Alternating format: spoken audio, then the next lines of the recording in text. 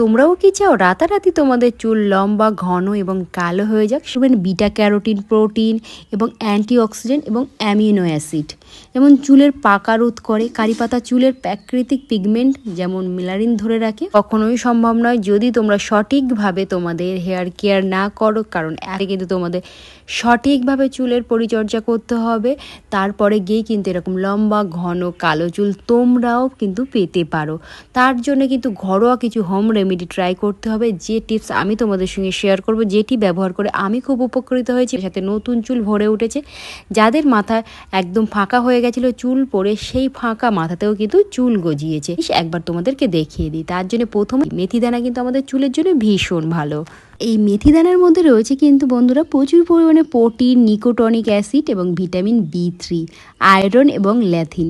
এগুলো কিন্তু কার্যকারী ভীষণভাবে আমাদের চুলের জন্য, যেমন চুল পড়া বন্ধ করে, চুল গোড়া মজবুত করে। মেথিতে উপস্থিত উচ্চ প্রোটিন চুলের গোড়া যেমন ফলিকল মজবুত করে, খুশকি সেগুলো কিন্তু দূর করে। আর এখন আমি এর মধ্যে নিয়েছি দেখো একটা বড় সাইজের পেঁয়াজ।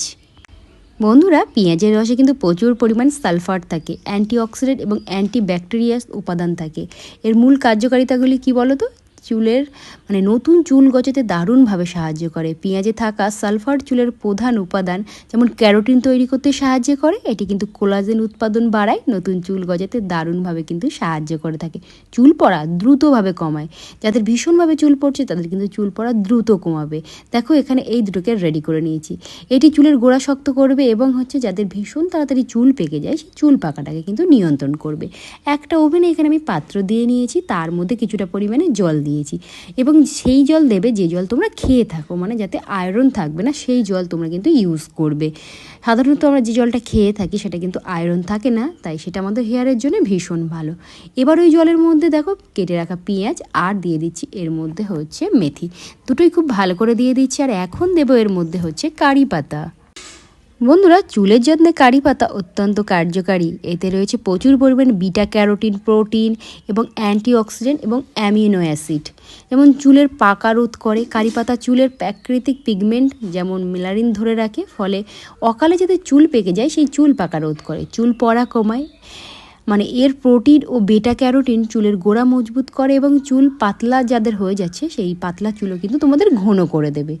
নতুন চুল গজানোর সাথে সাথে কারি পাতায় থাকা পুষ্টি উপাদান মাথার ত্বকের মৃত কোষ যেমন হেয়ার ফলিকলগুলোকে পুনর্জীবিত করে, নতুন চুল গজাতে ভীষণভাবে সাহায্য করে। আর এটা কিন্তু স্ক্যাল্পের স্বাস্থ্য ভালো রাখে। এর অ্যান্টিফাঙ্গাস ও অ্যান্টিব্যাকটেরিয়াল বিশিষ্ট খুশকি এবং মাথার ত্বকের চুলকানিটাকে কিন্তু ভীষণভাবে দূর করে। বাস দেখো এই তিনটি উপাদান খুব ভালো করে এখানে 10 মিনিট তোমরা ফুটিয়ে নেবে। জলটা যতটা দিয়েছো সেটার হাফ পরিমাণ করে, 1 গ্লাস জল দিলে সেটা হাফ গ্লাস করে নেবে। এটাকে অন্তত পক্ষে এভাবে তোমরা ফুটতে দেবে।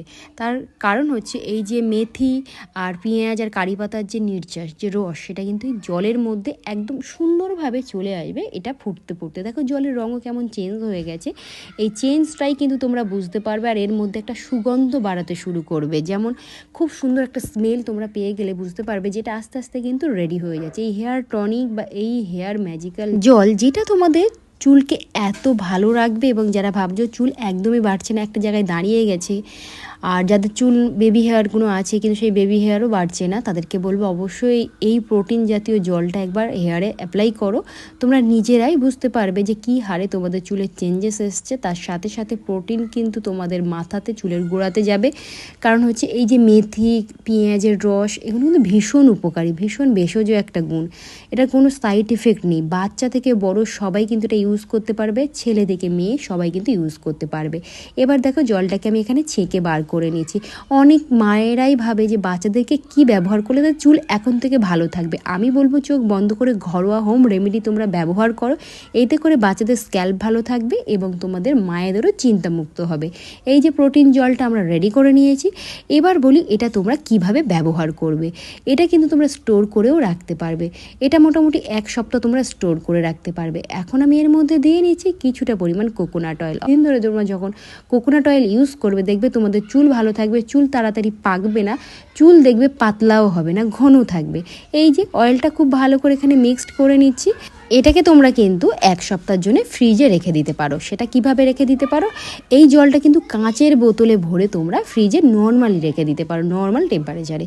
প্লাস্টিকের বোতলে কিন্তু রাখবে না। আর যখন তোমরা ইউজ করতে যে কোনো পাত্রে বার করে নিয়ে তারপরে কিন্তু ইউজ করতে পারো। আর আমি এখানে সবসময় প্রেফার করি এই জিনিসটা তোমরা যদি একটা স্প্রে বটলে রেখে ব্যবহার করো সেটা ভীষণ ভালো হয়। যেমন এখানে আমি একটা স্প্রে বটল তোমাদের দেখিয়ে দেবো। আর যাদের ভীষণভাবে রুক্ষ চুল, যাদের চুলে কোনো ধরনের কোনো উজ্জ্বলতা নেই, ফিজি ভাব, মানে চুল ভীষণভাবে রুক্ষ, তারা বলবো তাদেরকে এখানে 2 থেকে 3 টিস্পুন পরিমাণে অ্যালোভেরা জেল এই জলের মধ্যেই দিয়ে নিতে। সেটা গাছের অ্যালোভেরাও হতে পারে যদি শ্যুট করে। আর যদি তোমাদের কাঁচা অ্যালোভেরা শ্যুট না করে তাহলে কেনা অ্যালোভেরা জেল এখানে দিয়ে নেবে।